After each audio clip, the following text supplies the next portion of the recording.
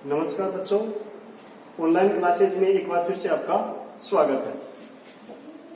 हमने पिछले वीडियो में सूरदास जी के पदों को पढ़ा था। 4 पद हम पढ़ चुके थे। अब आगे जो 5वां पद आएगा उसको पढ़ेंगे, जिसमें भी गोपियां उद्धव को उल्हाना देते हुए क्या कहती है, सुनो देखो। निर्गुण कोन देश को वासी, मधुकर हंसी समुझाई सो दे बुझती सांच ने हंसी। को है जनक जननी को कयत कौन नारी को दासी। कैसो बरन भेष है कैसो के ही रस में अभिलाषी। पावेगो को पुनि कियो आपनो जोरे कहे को गासी। सुनत मोन है रह्यो ठग्यो सो सुर सबे मति नासी। यानी ये सूरदास जी का 5वां पद है जो आपके कक्षा 12 के सिलेबस में दिया गया है।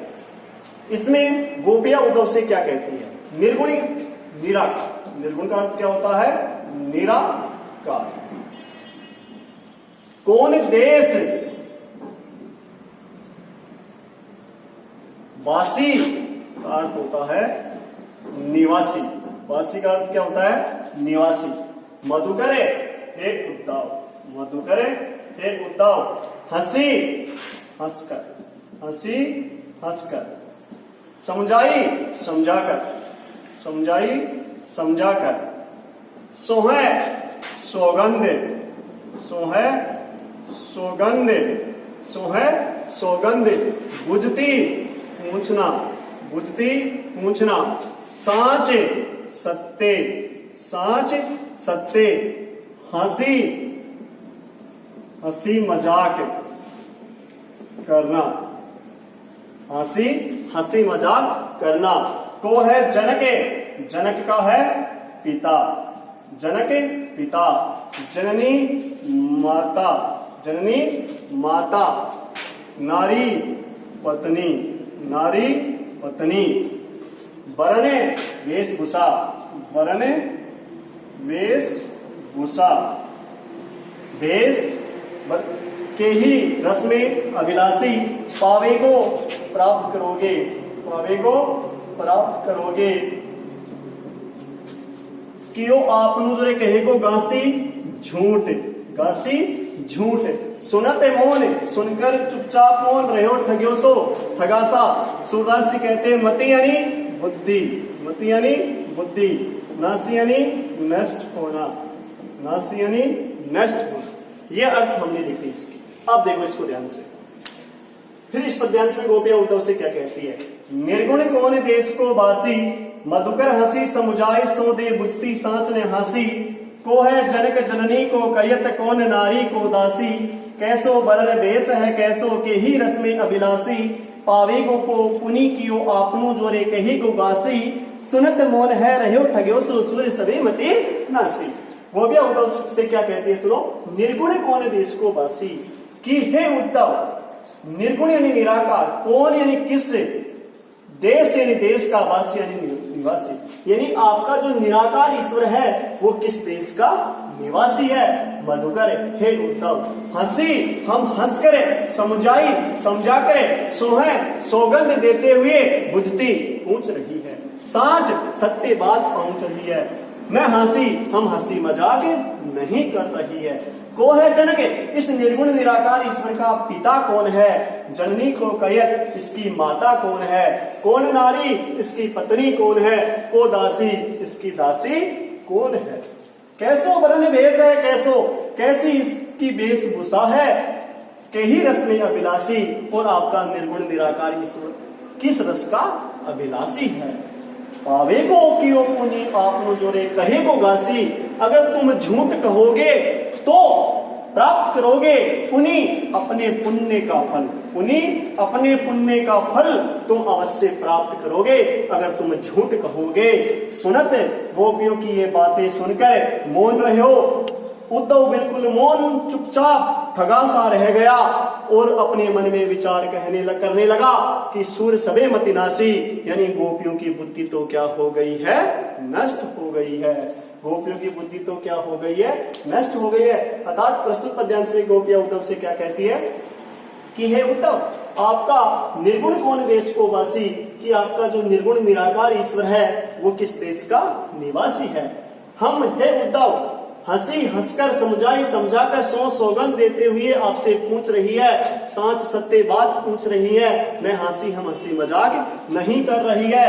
को है जनक उसका पिता कौन है, जननी को कयत उसकी माता कौन है, कौन नारी उसकी पत्नी कौन है, को दासी उसकी दासी कौन है, कैसो बरन उसकी वेशभूषा कैसी है, कही रस में अभिलाषी और आपका निर्गुण निराकार ईश्वर किसे रस का क्या है अभिलाषी है।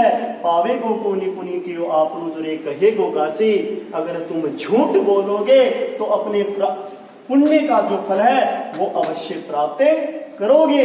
गोपियों की ये बातें सुनकर उद्धव बिल्कुल ठगा सा खड़ा रह गया और मन ही मन विचार करने लगा कि आज इन गोपियों की बुद्धि तो क्या हो गई है, नष्ट हो गई है। यानी कि इसका आपको साधारणतः अर्थ इस प्रकार से करना है बच्चों, इसका अर्थ ऐसे करना है कि गोपियां उद्धव से कहती है कि हे उद्धव, ध्यान से सुनना, गोपियां उद्धव से कहती है कि हे उद्धव, आपका निर्गुण निराकार ईश्वर किस देश का निवासी है। हे उद्धव, हम हंसकर समझाकर सौगंध देते हुए पूछ रही है, सत्य बात जानना चाहती है, हम हंसी मजाक नहीं कर रही है। उसका निर्गुण निराकार ईश्वर का पिता कौन है, उसकी माता कौन है, कौन उसकी पत्नी है और कौन उसकी दासी है, कैसी उसकी वेशभूषा है, कैसा उसका वर्ण है, और वह आपका निर्गुण निराकार ईश्वर किस रस का अभिलाषी है।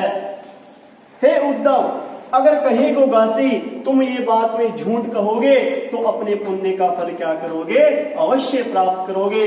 सुनत मोहन ये बातें सुनकर रहो ठग्यो सो सुर सभी मतिनाती, यानी गोपियों की ये बातें सुनकर है उद्धव अपने मन में विचार करने लगा कि आज इन गोपियों की बुद्धि तो क्या हो चुकी है, नष्ट हो चुकी है। अब अगला पद सूरदास जी का जो छठवां पद है, पांचवा पद अभी हमने पढ़ा, अब जो सूरदास जी का जो छठवां पद है, कौन सा पद है, बिन गोपाल बेरिन बही कुंजे, तब ये लता लगती अति शीतल, अब वही विषम जवाल की पूंजे, वृता बहती जमुना खग बोलत, वृता कमल फूले अली गूंजे, पवन पानी गनसार संजीवनी, दधी सुत किरण भानु बही भूंजे, ए उदो कहियो माधव सु विरे कदन करित मारत लौंजे, सूर्यदास प्रभु को मग जोवत अखियां बही वरन जो गूंजे। ये सूरदास का अंतिम पद आपके सिलेबस का है, जिसमें क्या बताया गया है बच्चों, इसको ध्यान से देखो। यानी कि गोपियां फिर उद्धव से कह रही है इस पद में भी, बिन यानी बिना, बिन यानी बिना, गोपाल श्री कृष्ण, गोपाल श्री कृष्ण, यानी कि बिना श्री कृष्ण के। बेरिन का अर्थ होता है कष्टदायी, बेरिन का अर्थ क्या होता है, कष्टदायी, बेरिन का अर्थ क्या होता है, कष्टदायी। पूंजे वृक्षों के समूह है, पूंजे वृक्षों के समूह है। तब ये लताएं लगती अति शीतल है, शीतलता प्रदान करने वाली, शीतलता प्रदान करने वाली। अब वही विषम ज्वाल यानी अग्नि की भांति, पुंजे यानी जला देने वाली, पुंजे जला देने वाली। वृथा बहती, वृथा कलकल, बहती हुई जमुना, यमुना, जमुना यमुना। खग पक्षी, खग पक्षी। वृथा कमल फूले अली भंवरा, अली भंवरा। गुंजे गुंजार करना, गुंजे गुंजार करना, गुंजे गुंजार करना। पवन हवा, पानी जल। घनसार कपूर, संजीवनी बादल। दधिसूत चंद्रमा, दधिसूत चंद्रमा। किरणें सूर्य की किरणें, भानु सूर्य। भई भूंजे जला रही है या जला देने वाली, जला देने वाली, जला देने वाली। ए उद्धव, हे उद्धव, कहियो माधव श्री कृष्ण, माधव श्री कृष्ण। विरह कदन करित मारत लूंजे, लूंजे यानी असक्त, लूंजे असक्त। सूर्यदास प्रभु को मग यानी मार्गे। जोवत देखते देखते अखियां बही, अखियां हो गई। वरण जो गूंजे, यानी कि गुंजा पक्षी के समान, गुंजा के समान, गुंजा के समान, वरन दुखना, वरन दुखना। देखो इसका पूरा हमने एक बार शब्दार्थों के अर्थ लिखे। क्या? बिन गोपाल बिना श्री कृष्ण के, गोपिया उद्धव से कहती है बिन गोपाल की बिना श्री कृष्ण के बेरिन वही कुंजे, ये वृक्षों के समूह आज हमें कष्टदायी प्रतीत हो रहे हैं। बिन गोपाल बेरिन वही कुंजे, गोपिया उद्धव से कहती है कि हे उद्धव, बिन गोपाल बिना श्री कृष्ण के बेरिन वही कुंजे, ये वृक्षों के समूह आज हमें कष्टदायी प्रतीत हो रहे हैं। बेरिन का अर्थ कष्टदायी, कुंजे यानी वृक्षों का समूह। तब ये लता लगती अति शीतल, जब हमारे प्रियतम हमारे पास में थे तो ये लताएं हैं हमें शीतलता प्रदान करने वाली लगा करती थी।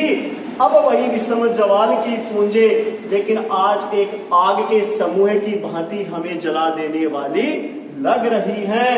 गिरता बहती जमुना, कल कल बहती हुई ये यमुना नदी, खग पोलक कलरव करते पक्षी, गिरता कमल खिलते हुए फूल, अली गुंजे और उन फूलों पर गुंजार करते हुए भंवरे, हवा, जल, कपूर, बादल, चंद्रमा, ये सभी हमें शीतलता प्रदान करने वाले लगा करते थे।